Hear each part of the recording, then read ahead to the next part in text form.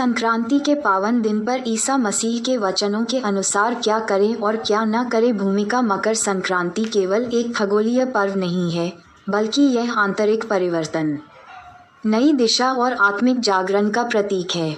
इस दिन सूर्य दक्षिणायन से उत्तरायण की ओर बढ़ता है, जो अंधकार से प्रकाश की ओर यात्रा का संकेत है। ईसा मसीह ने भी अपने जीवन और वचनों में बार बार अंधकार छोड़कर प्रकाश में चलने, पाप छोड़कर प्रेम अपनाने और पुराने मनुष्य को त्याग कर नए मनुष्य को धारण करने की शिक्षा दी। इस प्रकार मकर संक्रांति का ये पावन दिन ईसा मसीह के संदेशों को अपने जीवन में उतारने का उत्तम अवसर है। मैं संसार की ज्योति हूँ, जो मेरे पीछे हो लेगा वह अंधकार में न चलेगा। यूहन्ना 8:12। मकर संक्रांति के दिन ईसा मसीह के अनुसार क्या करें। की कैप 1 आत्मचिंतन और पश्चाताप करें। ईसा मसीह ने सबसे पहले मन फिराओ पर बल दिया। मन फिराओ, क्योंकि स्वर्ग का राज्य निकट है। मत्ती 4:17। मकर संक्रांति के दिन अपने बीते जीवन पर विचार करें, गलतियों को स्वीकार करें, ईश्वर से क्षमा मांगें, नए जीवन की शुरुआत का संकल्प लें। ये दिन आत्मा की शुद्धि के लिए श्रेष्ठ है। प्रार्थना और धन्यवाद करें। ईसा मसीह ने हर परिस्थिति में प्रार्थना को प्राथमिकता दी। सदा प्रार्थना करते रहो और धन्यवाद करते रहो। इस दिन प्रभु यीशु को धन्यवाद दे। जीवन, परिवार, स्वास्थ्य और विश्वास के लिए आभार व्यक्त करें। अपने भविष्य को ईश्वर के हाथों सौंप दे। प्रार्थना से मन को शांति और आत्मा को बल मिलता है। प्रेम और क्षमा को अपनाएं। ईसा मसीह का सबसे बड़ा संदेश प्रेम है। अपने शत्रुओं से प्रेम रखो और जो तुमसे बैर रखते हैं उनके लिए प्रार्थना करो।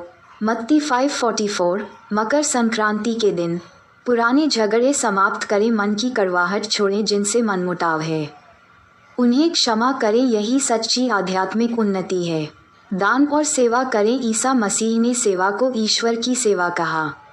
जो तुमने इन छोटे से छोटे भाइयों में से किसी एक के लिए किया, वह तुमने मेरे लिए किया। मत्ती 25:40। इस दिन गरीबों को भोजन दे, ज़रूरतमंदों की सहायता करें, बीमारों और दुखियों के लिए प्रार्थना करें। दान अहंकार नहीं, प्रेम से होना चाहिए। सादगी और संयम अपनाएं। ईसा मसीह ने दिखावे से दूर रहने की शिक्षा दी। ध्यान रखना कि तुम अपनी धार्मिकता लोगों को दिखाने के लिए न करो। मकर संक्रांति पर सादा जीवन अपनाएं। भोजन और व्यवहार में संयम रखें। आडंबर से बचे। सच्चा पर्व मन की पवित्रता से होता है। मकर संक्रांति के दिन ईसा मसीह के अनुसार क्या न करें। घमंड और अहंकार न करें। ईसा मसीह ने घमंड को आत्मिक पतन का कारण बताया। जो अपने आप को बड़ा करेगा वह छोटा किया जाएगा। मत्ती 23:12। इस दिन अपने कर्मों पर घमंड न करें, दूसरों को छोटा न समझे, विनम्रता अपनाएं, नफरत और द्वेष न रखें। नफरत आत्मा को अंधकार में ले जाती है। जो अपने भाई से बैर रखता है वह अंधकार में है। मकर संक्रांति पर ईर्ष्या, द्वेष और क्रोध से बचे। कटु वचन न बोले, केवल बाहरी रीति रिवाजों में न उलझे। ईसा मसीह ने दिखावटी धर्म का विरोध किया। ये लोग होठों से तो मेरा आदर करते हैं, पर उनका मन मुझसे दूर है। इस दिन केवल परंपराओं तक सीमित न रहें, आत्मिक परिवर्तन पर ध्यान दें, गलत संगति और बुरी आदतों से दूर रहें। ईसा मसीह ने पवित्र जीवन पर जोर दिया। पवित्र बनो, क्योंकि मैं पवित्र हूँ। इस दिन नशा, झूठ और छल से बचे, गलत मार्ग पर ले जाने वाली संगति त्यागे, गरीब और दुखियों की अनदेखी न करें। ईसा मसीह ने करुणा को धर्म का आधार बताया। धन्य हैं वे जो दयावान हैं, क्योंकि उन पर दया की जाएगी।